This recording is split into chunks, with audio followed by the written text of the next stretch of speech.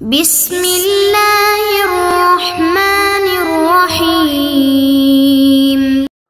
اعوذ باللہ من الشیطان الرجیم، بسم اللہ الرحمن الرحیم وبہ نستعین۔ ہماری گفتگو لمہ چہارم کے کتاب النکاح میں ہے۔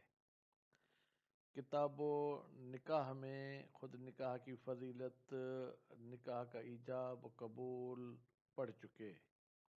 آج کے درس کا عنوان ہے مسائل۔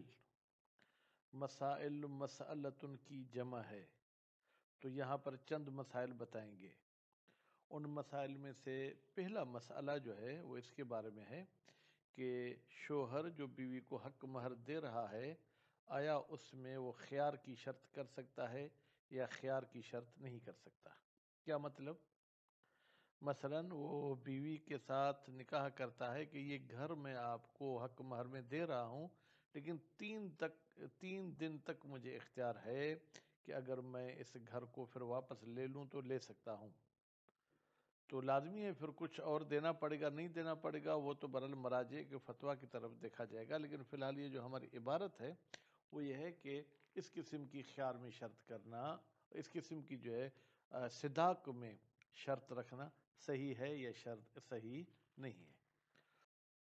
پڑھیں گے وہ انشاءاللہ عبارت میں ہی آئے گا کہ بیوی اور شوہر کسی اور کو وکیل بنا سکتے ہیں یا وکیل نہیں بنا سکتے نکاح پڑھنے میں۔ تو عبارت شروع کرتے ہیں۔ وَهُنَا مَسَائِلُ، اور یہاں پر چند مسئلے ہیں۔ الْأُولَى، ان میں سے پہلا مسئلہ۔ اولا سے پہلے المسئلہ کا لفظ جو ہے آپ ذہن میں رکھیں۔ المسئلۃ الاولی، یصح، صحیح ہے، اشتراط الخیار، خیار کی شرط رکھنا، فی صداق، حق مہر میں۔ اب صداق پڑھنا ہے یا صداق پڑھنا ہے، ظاہراً جو مجھے یاد آ رہا ہے ہمارے استاد نے ہمیں دونوں چیزیں بتائی تھیں، حتیٰ کہ بعض جگہ پہ صداق بھی کہا جاتا ہے، تو عام طور پر کسر صاد کے ساتھ پڑھا جاتا ہے۔ لأن ذکرہ، یہ لام تعلیل ہے، یسے کی علت بتا رہا ہے کہ بھائی خیار کی شرط لگانے کا مطلب یہ ہے کہ وہ حق مہر پھر واپس بھی لینا چاہے تو لے سکتا ہے۔ کہتے ہیں جی ہاں، لأن ذکر الصداق فی العقد، اس لیے کہ اس حق مہر کا ذکر کرنا عقد میں غیر شرط، شرط نہیں ہے، فی صحت ہی، اس عقد کے صحیح ہونے میں۔ فیجوز اخلاء العقد، بس جائز ہے کہ وہ عقد خالی ہو، ان ہو اسے ذکر مہر سے۔ وہ اشتراط و عدم ہی، اور یہ بھی جائز ہے کہ آپ کہیں کہ بھائی خیار میں حق مہر نہیں دوں گا۔ فاشتراط الخیار فیہ غیر منافن، بس خیار کی شرط رکھنا نکاح میں کوئی منافات نہیں رکھتا، لمقتضى العقد، عقد کے تقاضا کے ساتھ۔ عقد کی تقاضا یہ ہے کہ یہ عورت اس مرد کی زوجیت میں آ جائے، اور پھر عقد کی تقاضا کیا ہے؟ فیندرج، نتیجے میں یہ عقد نکاح داخل ہو جائے گا فی عموم میں، اس قانون کی عمومیت میں۔ المؤمنون عند شروطہم، مومنین اپنے شروط کے پابند ہوتے ہیں۔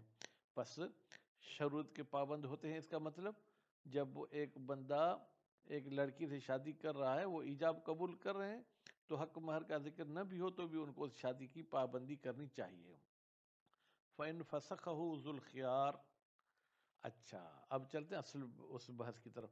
فسخہ، یعنی یہ جو حق مہر دیا تھا، ٹھیک ہے، اس کو فسخ کر دیا تو ثبت مہر المثل، مہر المثل ثابت ہوگا۔ مہر المثل کا مطلب یہ ہے کہ اس قسم کی عورتیں اس علاقے میں کتنی حق مہر لیتی ہیں، 50,000 لیتی ہیں، 1,00,000 لیتی ہیں، تو وہ ثابت ہو جائے گا مع دخول۔ البتہ مہر المثل اس وقت ثابت ہوگا جب شوہر نے بیوی کے ساتھ دخول کیا ہے۔ وَلَوْ اتَّفَقَ عَلَى غَيْرِهِ، اگر بیوی شوہر دونوں راضی ہو جاتے ہیں علی غیرہی، مہر المثل کے علاوہ کسی اور مہر پر، ٹھیک ہے، قبلہ، دخول سے پہلے، صح، تو یہ بھی صحیح ہے۔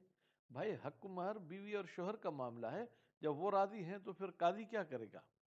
وَلَا يَجُوزُ اشْتِرَاطُهُ فِي الْعَقْدِ، اور صحیح نہیں ہے کہ جناب شرط لگائیں خیار کی عقد کے میں، یعنی ایجاب و قبول کے بیچ میں یہ شرط نہیں لگا سکتے۔ کیوں؟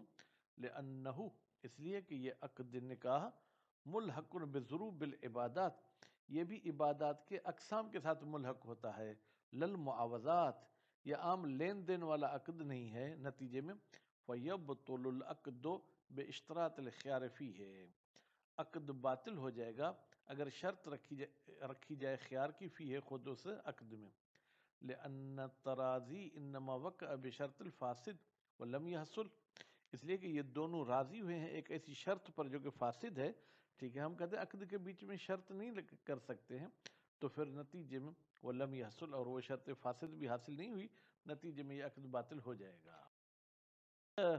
اور ایک قول کہتا ہے کہ بھئی دو چیزیں، ایک شرط ہے اور ایک عقد ہے، یبطل شرط خاصہ، فقط شرط فاسد ہوگی باقی عقد فاسد نہیں ہوگا، کیوں؟ لأن الواقع شیئان، اس لیے کہ وہ چیزیں جو خارج میں واقع ہیں وہ دو چیزیں ہیں، ایک عقد ہے اور دوسری شرط ہے، فَإِذَا بَطَلَ أَحَدُهُمَا، جب ان دو میں سے ایک باطل ہو جائے گی بقی الآخر، تو دوسری اپنی جگہ پر باقی رہے گی، تو یہ شرط خیار باطل ہے، عقد صحیح ہے۔ وَيُضَعَف، کہتے ہیں یہ قول کیل ضعیف ہے، کیوں؟ بِأَنَّ الْوَاقِعَ شَيْءٌ واحد، بھائی حقیقت میں ایک ہی چیز واقع، عقد، ٹھیک ہے، وَهُوَ الْعَقْدُ عَلَى وَجْهِ الْاشْتِرَاط، عقد میں شرط لگائی گئی تھی کہ یہ عقد اس شرط کے ساتھ، تو نتیجے میں ایک ہی چیز ہے، فَلَا يَتَبَعَّض، تو نتیجے میں آپ ایک چیز کو ٹکڑوں ٹکڑوں میں تقسیم نہیں کر سکتے ہیں۔ وَيُمْكِنُ إِرَادَةُ الْقَوْلِ الثَّانِي مِنَ الْعِبَارَةِ، اور ممکن ہے کہ دوسرے قول کا ارادہ کیا گیا ہو اس سے عبارت سے، وہ دوسرا قول کیا تھا کہ بھائی عقد ہی باطل ہو جائے گا۔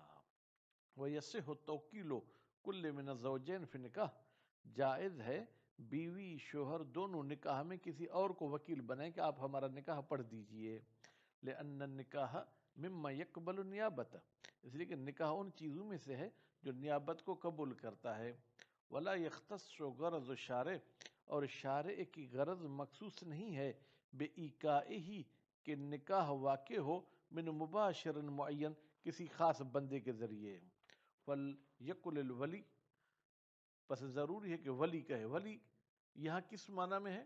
یہاں پر جو ہے کیا ہے وہ وکیل کی معنی میں ہے، یا ولی سرپرست کی معنی میں لے لیں، ولی المرأۃ لوکیل زوج، عورت کا ولی کہے گا مرد کے وکیل کو، تو اب ولی بے معنی وکیل ہو گیا، یعنی ممکن ہے ولی بھی ہو اور ساتھ میں وکیل بھی ہو۔ زوجتو من موکلک فلان ولا یقول منک، میں نے شادی کرائی تمہارے موکل سے جو کہ فلاں ہے، ولا یقول منک، منک نہیں کہہ سکتا بلکہ تیرا موکل کہے گا، اگر منک کہے گا اس کا مطلب یہ ہے کہ یہ اس وکیل کے ساتھ شادی کرا رہا ہے، بخلاف البیع و نحو البیع، بخلاف بیع کے اور جو بیع جیسی چیزیں ہیں اس میں ڈائریکٹ وکیل کو بھی خطاب کر سکتا ہے، بیع تو کا، حالانکہ وکیل کو نہیں بیچ رہا، وکیل کے موکل کو بیچ رہا ہے، اور دوسرے عقود اجارے وغیرہ میں بھی ایسے کر سکتا ہے۔ والفرق، بھائی کیا نکاح میں موکل کا ذکر کرنا ضروری ہے جبکہ دوسرے عقود میں موکل کا ذکر کرنا ضروری نہیں؟ فرماتے ان الزوجین فی النکاح، بتحقیق بیوی اور شوہر نکاح میں دو رکن ہے، بمثابت سمن والمسمن، اس حیثیت کے ساتھ جو سمن اور مسمن کو حاصل ہوتی ہے بیع میں، ولا بد من تسمیتہم، اور بیع میں بھی ضروری ہوتا ہے کہ سمن اور مسمن کو بیان کیا جائے، ٹھیک ہے، بیع میں، فقط الزوجان فی نکاح، تو جیسے بیع میں سمن اور مسمن کو بیان کیا جاتا ہے اسی طریقے سے بیوی اور شوہر کو بھی بیان کیا جائے گا نکاح میں۔ پھر دوسری بات، وَلِأَنَّ الْبَيْعَ يَرِدُ عَلَى الْمَالِ، بھائی بیع تو مال پر وارد ہوتی ہے، وَهُوَ يَقْبَلُ النَّقْلَ مِنْ شَخْصٍ إِلَى آخر، اور یہ مال قبول کرتا ہے کہ ایک شخص سے دوسرے شخص کی طرف منتقل ہو جائے، فَلَا يَمْتَنِعُ أَنْ يُخَاطَبَ بِهِ الْوَكِيلُ، تو ممتنع نہیں ہے کہ خطاب کیا جائے اس بیع میں ڈائریکٹ وکیل کے ساتھ، وَإِنْ لَمْ يُذْكَرْ الْمُوَكِّلُ، اگرچہ موکل کا ذکر نہ بھی کیا جائے، وَالنِّكَاحُ يَرِدُ عَلَى الْبُضْعِ، جبکہ نکاح وارد ہوتا ہے، وارد ہوتا ہے بے معنی کیا، نکاح کیا جاتا ہے بضع کے لیے، بضع کیا ہے؟ عورت کی عزت اور ناموس، وہ لا يقبل نقل اصلا، یہ بضع جو ایک شخص سے دوسرے شخص کی طرف بالکل نقل نہیں ہو سکتی، نتیجے میں فلا يخاطب بالنکاح الوکیل، اس نکاح میں خطاب نہیں کیا جائے گا وکیل کا الا مع ذکر المنقول الیہ، مگر ہم اس کو بھی ذکر کریں کہ جس کی طرف عورت کی عزت جا رہی ہے ابتدا میں اس کا ذکر کریں، یعنی موکل کا۔ ومن ثم، اسی بات کی وجہ سے کہ موکل کا ذکر کرنا ضروری ہے، لو قبل نکاح وکالتاً عن غیرہ، اگر کوئی شخص قبول کرتا ہے نکاح دوسرے کی وکالت میں، فانکر الموکل الوکالت، پھر موکل کہتا ہے کہ نہیں بھائی میں نے تو اس کو وکیل بنایا ہی نہیں تھا، بطل، تو یہ نکاح باطل ہو جائے گا۔ ولم ی، اور یہ نکاح وکیل کے لیے واقع نہیں ہوگا، بخلاف البیع، لیکن بیع ایسے نہیں ہے۔ میں نے زید کو بیع کا وکیل بنایا تھا، اس نے وہ چیز بیچ دی، اب میں کہتا ہوں کہ میں نے تو تمہیں وکیل نہیں بنایا، یا میں نے اس کے لیے کوئی چیز خریدی تھی، اس نے میری وکالت، کہتا ہے کہ میں نے تمہیں وکالت دی نہیں، تو یہ شرح باطل نہیں ہوگی، بلکہ وہ شرح جو ہے کیا ہے پھر میرے کھاتے میں آ جائے گی۔ فَإِنَّهُ بِتَحْقِيقِ بَيْعٍ يَقْعُ مَعَ الْإِنْكَارِ، یہ واقع ہو جائے گی جب انکار کرتا ہے موکل للوکیل، پھر یہ بیع کس کے کھاتے میں جائے گی؟ وکیل کے کھاتے میں جائے گی۔ وَلِأَنَّ الْغَرَضَ فِي الْأَمْوَالِ مُتَعَلِّقٌ بِحُصُولِ الْأَعْوَاضِ الْمَالِيَّةِ، اور پھر تیسرا فرق جناب نکاح میں اور بیع میں یہ ہے کہ اموال میں جو ہماری غرض ہوتی ہے وہ حاصل ہو جاتی ہے، ٹھیک ہے، اعواض یعنی کیا ہے؟ رد و بدل کرنے سے، اور وہ بھی رد و بدل مال کا ہوتا ہے۔ ولا نظر غالباً الی خصوص الاشخاص، جبکہ جناب بیع میں خاص اشخاص پر ہماری نظر نہیں ہوتی ہے، بخلاف النکاح، لیکن نکاح اس کے برخلاف ہے۔ فإنه متعلق بالاشخاص، بتحقیق نکاح کا تعلق افراد سے ہوتا ہے، افراد کے تبدیل کرنے سے ہاں اور نہ یہ بھی تبدیل ہو سکتے ہیں۔ فیعتبر تصریح بالزوج، پس ضروری ہے کہ شوہر کی تصریح کی جائے۔ اور پھر وَلِأَنَّ الْبَيْعَ يَتَعَلَّقُ بِالْمُخَاطَبِ دُونَ مَنْ لَهُ الْعَقْدُ، فرق یہ بھی ہے کہ بھائی بیع کا تعلق اس کے ساتھ ہے جو میرے سامنے ہے، ٹھیک ہے، دون من لہ العقد، جس کے لیے بیع کا عقد ہو رہا ہے اس کے لیے جو ہے کیا ہے کوئی ہماری خاص غرض نہیں ہوتی ہے۔ والنکاح بالعکس، جبکہ نکاح اس کے برعکس ہے، یعنی نکاح میں اصل ہماری غرض من لہ العقد ہوتا ہے، وکیل نہیں ہوتا ہے۔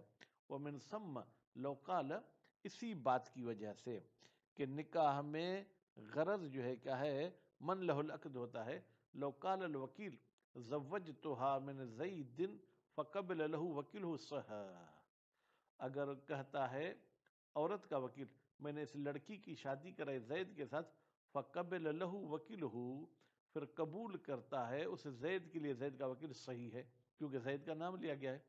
ولو حلف اللہ ینکح، اور اگر کوئی مرد قسم کھاتا ہے کہ وہ نکاح کرے گا ہی نہیں، فقبل له وکیلہ، پھر اس مرد کے لیے اس کا وکیل قبول کر لیتا ہے، ہاں گویا اس نے قسم توڑ دیا۔